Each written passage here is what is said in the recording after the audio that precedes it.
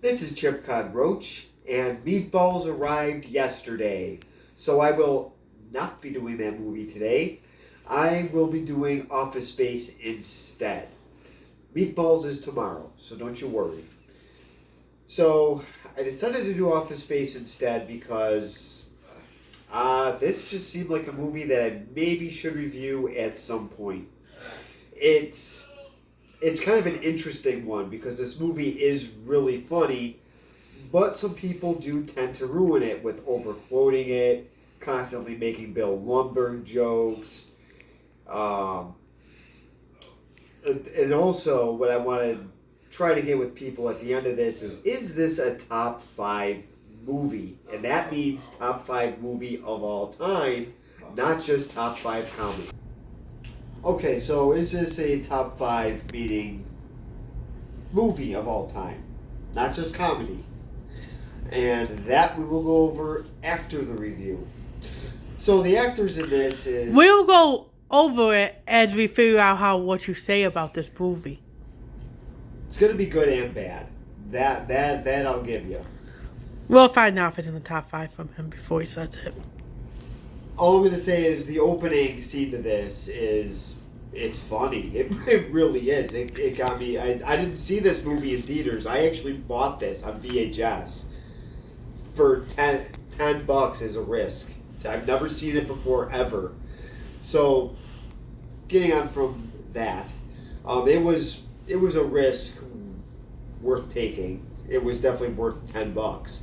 So the actors in this is Ron Livingston plays Peter Gibbons, who was stuck in traffic at the beginning of the movie. His co-workers and friends is, one of them is Michael Bolton. Yes, he's named after a talentless singer. Then you have Samir Nanahinanajah, played by Jay Nadu. I hope I pronounced that right. And then you have Gary Cole, he plays Bill Lumbergh.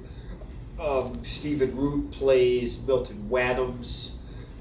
And the guy who plays Michael Bolton, I forgot to give you the actor name. It is David Herman. Apparently he was in Mad TV, which I didn't watch. So I don't really know. Never heard of it. I don't know what he did after this. I thought he was funny in this, but I didn't see him in anything. And Samir, Jay was in Scary Movie. And Ron Livingston was in The Conjuring, at least the first one. And this is also directed by Mike Judge, who he was the creator of Beavis and Butthead, which I was not a fan of. Never heard of it. Then he also created King of the Hill. Don't watch that either. And then he did this. And King of the Hill was funny. I actually enjoyed that. So the whole premise of this movie is these guys work for a company called Initech. Peter has 8 bosses that constantly remind him about TPS reports. This is, in my opinion, this is the start of the Losers Are Cool movies. A lot of people that do like this movie and overquote it are people that, for some reason, they seem to hate their lives, or they're miserable, or all they do is complain about work and tell stupid stories about work, of how they yell the F word while throwing paint cans. Very exciting. Or somebody else got his first office job and he's like, my boss is like Mr. Lumbergh. Ha ha ha ha ha ha ha. And yes, that does happen. I'm not making this up. And who did that? One of my friends that got his job at Bank of America. Not your friend, but okay. What's his name? I can't say his name on camera. Okay, what do you call him? Oh, we call him lots of names. Right now we call him the dumb orangutan. You could just say that because that's not his name. Yeah, we're not going to say that. Yeah, we're not going to name names. Just one of my friends overquote. I mean, he really overquoted this movie every time I saw it. So, anyways, these guys are very unhappy with the Initech place that they work for. Even though 15 minutes into their shift, they can go out and get coffee. Doesn't sound that bad. A lot of places don't let you do that. I just can't believe how long it took me to figure out that they did that. I mean, I've seen this movie millions of times. Well, you have an old man brain now. Yeah, I guess I just figured it out. Okay, well, I will start showing pictures now, and then we'll start getting to the review.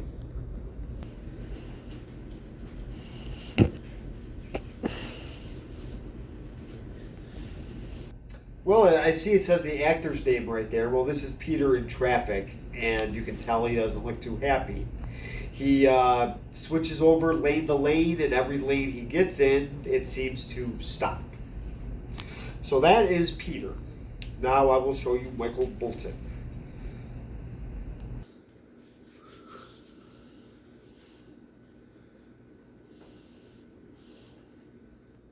And this is Michael Bolton rapping in his car.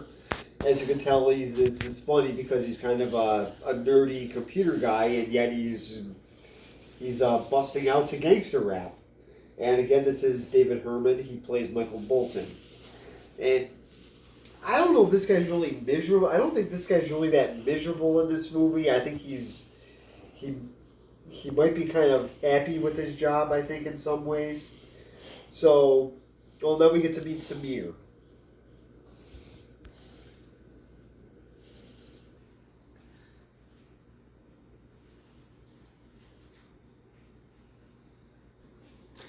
Okay, well, this is Samir in his car, and as you can tell, he is throwing quite the temper tantrum. Oh, like you. And yes, and also one other name that's in this, if you don't know, is Diedrich Bader. He played Oswald from Drew Carey. Never heard of it. He plays Peter's next door neighbor. I guess you want to say he's kind of the comic relief who has the answers to everything. He's kind of funny in this. He works construction in this movie. He mentions McDonald's, so I guess some people that would like this movie probably went and had McDonald's after it, because that's what people that watch these movies do. They hear something and then, oh, hey, let's go to McDonald's after. We heard about it in the movie. Do you do that? What? Do you do that? No. Liar. I don't go to McDonald's. You go there every day. No, I don't. Yeah, you do. When do I go there every day? When we take him. Oh, well, yeah, but I'm not going there to eat a meal. You are now.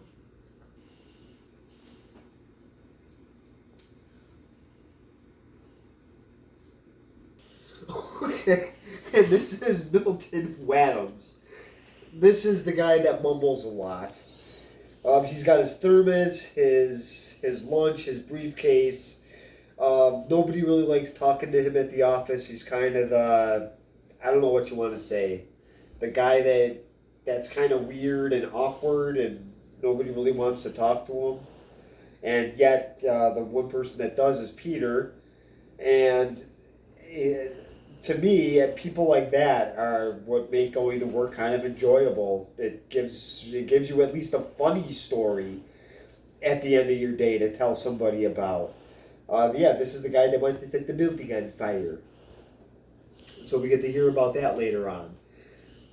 So this is Milton. He's played by Stephen Root. He was in The West Wing a couple times. Never seen it. News Radio. Never heard of it. Well, News Radio I kind of get. It was before your time. The West Wing. Never seen it. Oh. I've heard of it. Never seen it. Well, he played it's different because he played a normal character in that. Oh yeah, he was also in the movie Dave. He had a small role in that. So he's been around. Don't remember that one. Have I seen that one? Yes. Oh.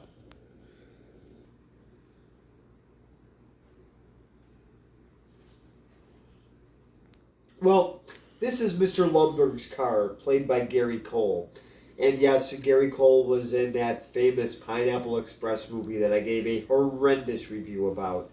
And I said what a good actor Gary Cole was to be playing in such trash like that. So anyways, he's in this, playing Mr. Lumberg. And I wanted to show this picture instead of Mr. Lumberg because I will get to him in a couple minutes. I just thought this was funny. He's the annoying boss. He shows up in the annoying car with the annoying license plate. And he also has the annoying parking spot right up front and center, right by the door. It's pretty much telling people I'm important and you're not. So I will get to Peter at his cubicle getting bothered about TPS reports by Mr. Lumberg in just a second.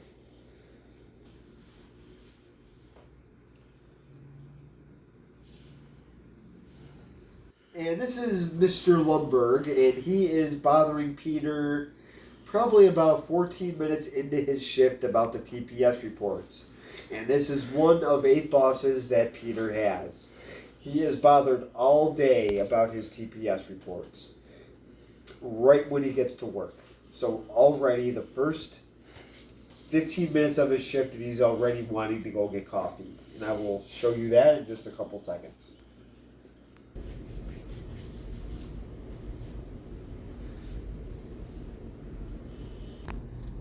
Okay, so this clown-looking lady, she's going up to Peter when he wants to go for coffee already. Samir and Michael are hesitant until the clown lady decides to say it seems like somebody has a case of the Mondays. And that gets them all up, and then the next scene they show them at, I believe the place is called Tchotchkes. Some people call it an Applebee's ripoff. I don't think so. To me it looks like some other restaurant. I'll think of it in a minute. But anyways, they do end up going to coffee, and that's where Jennifer Aniston works. She plays Rachel, the waitress.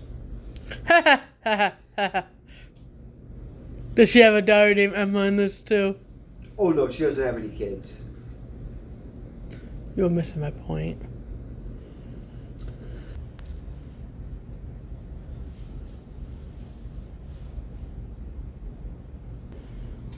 And this is the girl that Peter has a crush on. This is Rachel, the waitress. And it is Tchotchkes. After looking at it, I don't think this really looks like an Applebee's ripoff. I think it just looks like a normal restaurant. It does not look like an Applebee's at all. But you guys can comment and let me know what you guys think. To me, it looks more like a sort of a diner type of restaurant. Maybe like a higher up Perkins or something. Ew, why would you say Perkins? Because I couldn't think of anything else. It's the first thing that came to mind.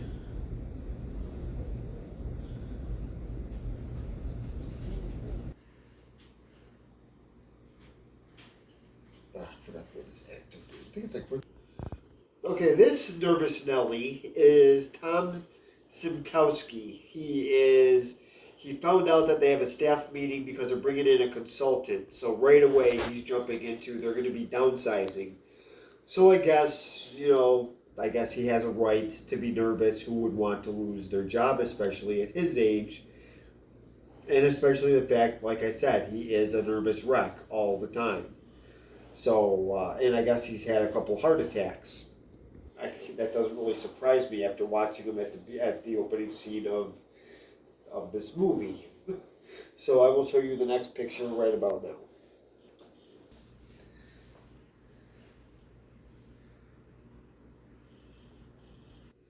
Alright, so this is Dietrich Badger. This is Lawrence, Peter's next door neighbor, and I guess his sort of friend. He works construction. What was he in? He was the one that's in Drew Carey. He looks a lot different. In Drew Carey, he had short hair. What is he that I would have seen? Probably nothing. He looks familiar. Probably kind of looks like Jason Momoa.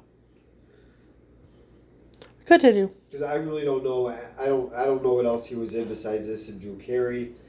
But he does tell Peter that he thinks that Anne is cheating on him. That's the third person that told him that. So we will show you Peter's girlfriend in just a couple seconds. Maybe it's the name.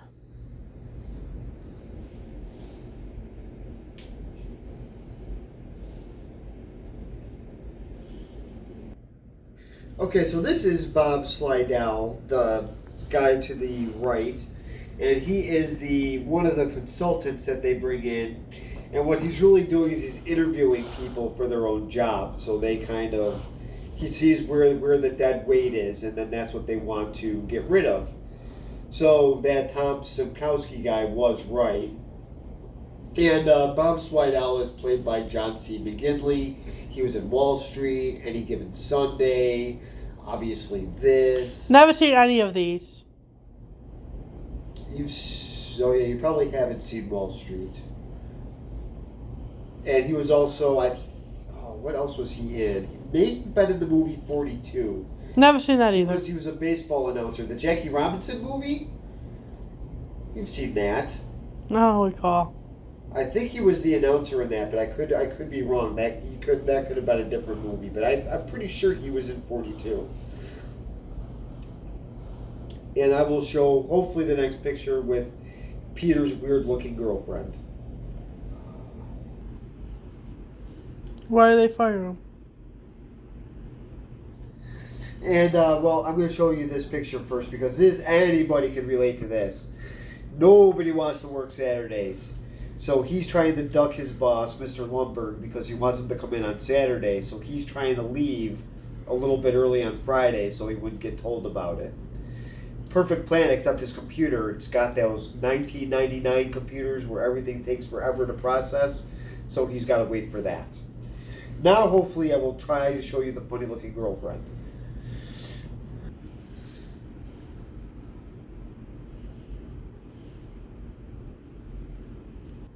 Well, this is the hypnotherapy. Hippopotamus? Yes.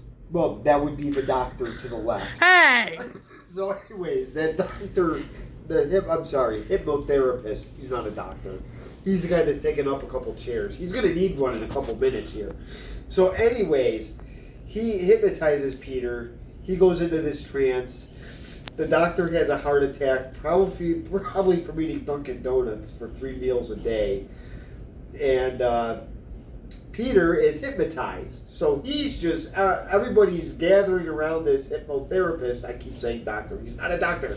And they keep surround, and they all surround him. They're trying to help him. And Peter's just sitting there in the chair, just like this. Oh, like you do every day. Uh-huh. Just enjoying life, and everybody else is very concerned. They're all panicking. So Peter goes home, and now he is just carefree. He just does not care anymore. Mr. Lumberg is blowing up his phone on Saturday, and he just doesn't care. He's not going to call him back. He's not going to go into work. And he ends up asking out Jennifer Aniston, so he ends up getting together with her. Does he break up with the girlfriend first? No, she actually breaks up with him on the answering machine. Before or after he got with the waitress? Before. Oh, okay. Because she wondered why he wasn't at work. She pretty much goes on his answering machine, and she says, I've been cheating on you. So obviously they're done. Well, apparently it's about time he found out because everybody already told him. Yeah. All right, so Probably with that guy. Oh, there's a lady there too. Probably with her too. the lady's his girlfriend. No, I'm talking about the other lady. Oh, there is a lady there. Wow, I didn't even notice that before. All right, I guess you'll learn everything every day. I'm better than you, that's why.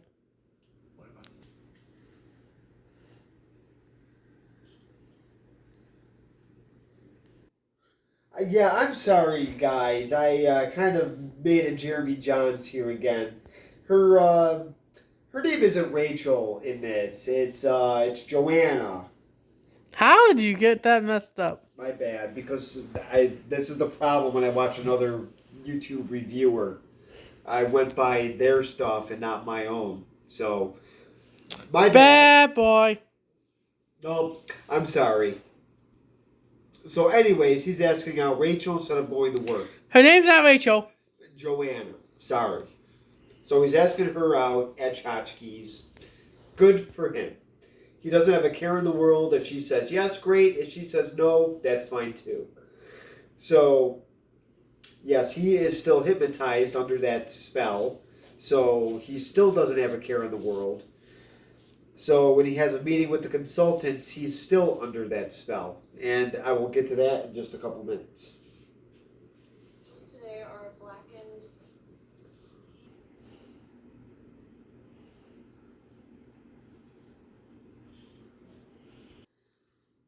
And as you can tell here, he has a meeting with Bob Slidell and Bob Porter, also called the Bobs. And he's making coffee for himself as he's pretty much interviewing for his own job. Obviously, he doesn't care. He pretty much is straight with them. He says he reports to 8 different bosses. He's not challenged. He's unhappy. And he doesn't really care if he gets fired or not. And the Bobs actually take to that. They like that. And they like Peter. Problem is, they don't like a lot of Peter's colleagues or friends or whatever you want to call them. We're trying to get a feel.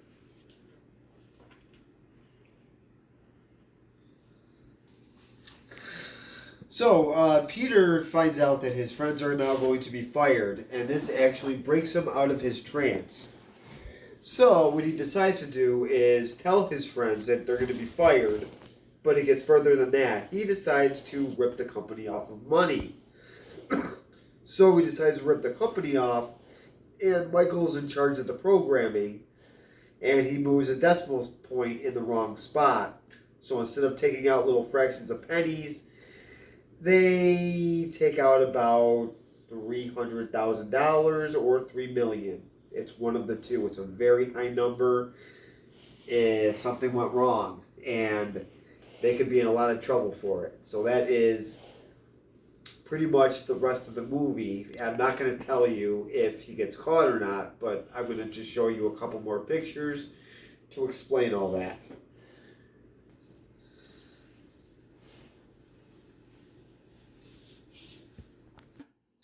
So this is what they ended up stealing besides some money from the company. They decided to steal the printer and beat the you-know-what out of it. So yes, they did install the software, so that is going to go into a separate account. So they are stealing money from the company. Now, what happens? I will show you the picture of the deposit that Peter makes in just a second.